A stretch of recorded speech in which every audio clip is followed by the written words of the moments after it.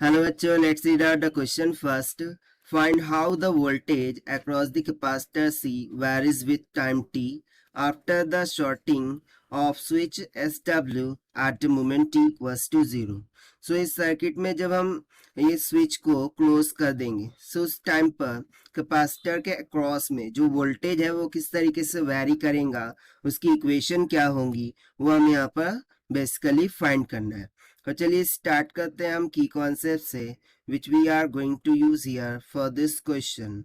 सो यहाँ पर हम की कॉन्सेप्ट क्या लगा सकते हैं, that will be nothing but Kirchhoff's voltage law.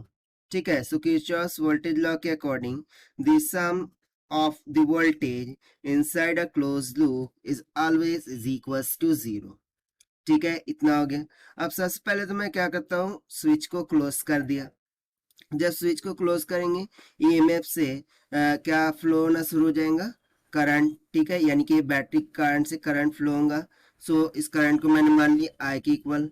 अब आई में से एक करंट तो जा रहा है कैपेसिटर में और दूसरा करंट जा रहा है रेजिस्टर में। सो इस रेजिस्टर में जो भी जा रहा है उसको मैं मान लेता हूँ I2 और जो कैपेसिटर में जा रहा है उसको मैं मान लेता हूँ I1। बट बेसिकली जैसे कैपेसिटर की कैरेक्टरिस्टिक होती है कि वो चार्ज होता है, जैसे जैसे उसमें से फ्लो ऑफ चार्जेस होते हैं। सो ये जो I1 होगा ये बेसिकली किसके इक्वल होगा, d q by d t, that is rate of change of charge with respect to time के इक्वल होगा। इतना क्लियर हो गया। अब हम क्या करते हैं, इन नोट्स को पॉइंट आउट करते हैं। लेट से इसको 1 मान लिया, इसको 2, 3, 4, 5 एंड इसको हम मान लेते हैं 6 और 1 बाय 1 हम केवीएल यहाँ पर अप्लाई करेंगे। तो सबसे पहले मैं लूप कंसीडर कर रहा हूँ 1, 2, 3, 4 एंड 1 का, राइट। सो इस लूप में केवीएल के अकॉर्डिंग कैपेसिटर के अक्रॉस में जो पोटेंशियल है वो कितना आ जाएगा, हम इस तरीके से जा रहे हैं। ठीक है, सो सेम डायरेक्शन में जा रहे हैं इसीलिए माइनस का क्यू बाय सी हो जाएगा, राइट।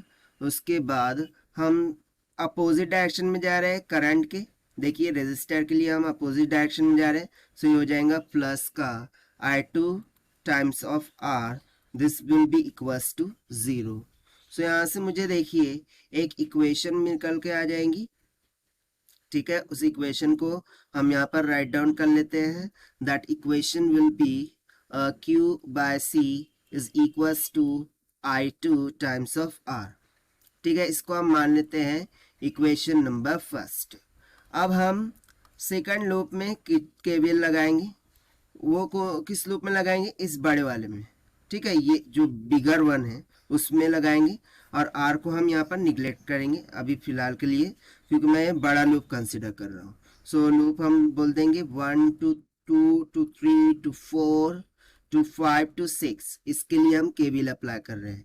सो अगेन मैं अपोजिट डायरेक्शन में सेम डायरेक्शन में जा रहा हूँ, इसीलिए कैपेसिटर के क्रॉस पोटेंशियल हो जाएगा minus q by c, then same thing minus of. Now see ये रेजिस्टर में से करंट कौन सा फ्लो हो रहा है, आई, और ये I basically I1 plus I2 के बराबर है और हम सेम डायरेक्शन में जा रहे हैं, इसीलिए क्या हो जाएगा माइनस का I1 प्लस का I2 टाइम्स ऑफ क्या हो जाएगा रेजिस्टेंस R प्लस ईएमएफ के मैं पॉजिटिव टर्मिनल की तरफ जा रहा हूँ, इसीलिए positive E is equals to हो जाएगा 0। सो यहाँ से यदि मैं ईएमएफ की इक्वेशन काढूं, ठीक है, यानी बैटरी वोल्टेज की, so E will be comes out equals to Q by C, okay, and उधर जाकर माइनस क्या हो जाएगा, प्लस हो जाएगा, plus. Now see here I2 into R, इसकी वैल्यू हमने ऑलरेडी काट के रखी है Q बाय C।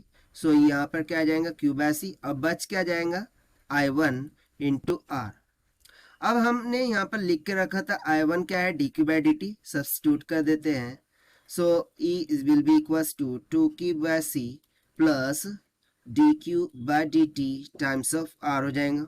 अब इसको उधर लेकर जाते हैं, सो मुझे D q by d T, ठीक है, इसकी वैल्यू कितनी निकल के आ जाएंगी, और into R will be equals to E minus 2Q by C के इक्वल। ठीक है, अब हम क्या करते हैं, डी क्यू बाय, इसको इधर लेकर आते हैं E माइनस का 2Q बाय C को, और dt को उधर लेकर जाते हैं और आर जो कांस्टेंट है उसको भी उधर लेके चले जाएंगे, सो हो जाएगा 1 का आर डी टी, और दोनों जानिब हम इंटीग्रेशन लगा देंगे। अब यहाँ पर सबसे इम्पोर्टेंट थिंग लिमिट्स क्या होंगी, सो ये हो जाएगा 0 टू क्यू, और यहाँ पर लिमिट हो जाएंगी 0 टू कैपिटल आर के लिए, ठीक है। सो इसको हम फर्दर सिंप्लीफाई करते हैं। सो देखिए क्या हो जाएगा, यहाँ से मैं यदि इंटीग्रेशन निकाल लूँ, सो इंटीग्रेशन काटने के बाद ये तो हो जाएगा ln of in bracket e minus 2q by C, ठीक है, और डिनोमिनेटर में e आ जाएगा। अब इसकी लिमिट कहाँ से कहाँ तक जा रही थी, 0 to q, this will be equals to, और यहाँ पर तो डायरेक्टली हम अपर जो लिमिट है वो सब्स्टिट्यूट कर देंगे। सो देखिए ये हो जाएगा t by r, limits will go from 0 to r, तो बेसिकली यहाँ पर ये 0 टू t होना चाहिए, तभी तो हमें t बाय आर मिलेगा, राइट। 0 टू 2t होना चाहिए तभी हमें t बाय आर मिलेगा। सो यहाँ पर हम लिख देंगे 0 टू t, ठीक है, इतना क्लियर हो गया। अब इसको फर्दर हम सिंप्लीफाई करते हैं अपर लिमिट लोअर लिमिट को सब्स्टिट्यूट करके।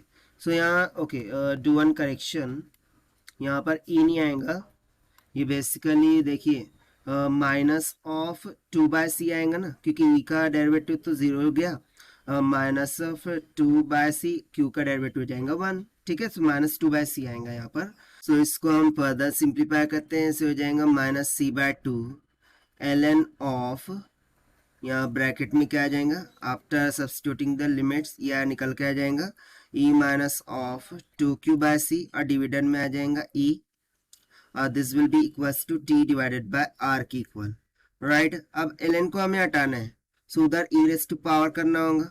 सो यहाँ से देखिए e minus of 2q by c divided by e, ये इक्वल हो जाएगा e raise to power of minus t minus 2t, basically 2 भी तो जा रहा है उधर, minus 2t divided by r c हो जाएगा। सो फर्दर सिंप्लीफाई करते हैं, 2q by c is equals to हो जाएगा e minus of e raise to minus का 2t बाय आर सी हो जाएगा। फर्दर सिंप्लीफाई करते हैं, q बाय सी को इधर ही रखते हैं, so this will be equals to क्या हो जाएगा, e divided by 2 into in bracket 1 minus e raise to minus of 2t by r c हो जाएगा। सो देखिए q बाय सी ये किसको रिप्रेजेंट करता है, पोटेंशियल अक्रॉस द कैपेसिटर, और यही तो हमसे पूछा गया था throughout the question. So basically इसका पोटेंशियल अक्रॉस द कैपेसिटर कितना निकल के आ गया, e by c in bracket 1 minus e raise to minus 2t by r c के इक्वल, और यही हो जाएगा हमारा required answer for this question, जो कि हमने सॉल्व किया है by using the conceptual formula of concept of Kirchhoff's voltage law से। So this is the required solution. I hope you understood well. Best of luck. Thank you.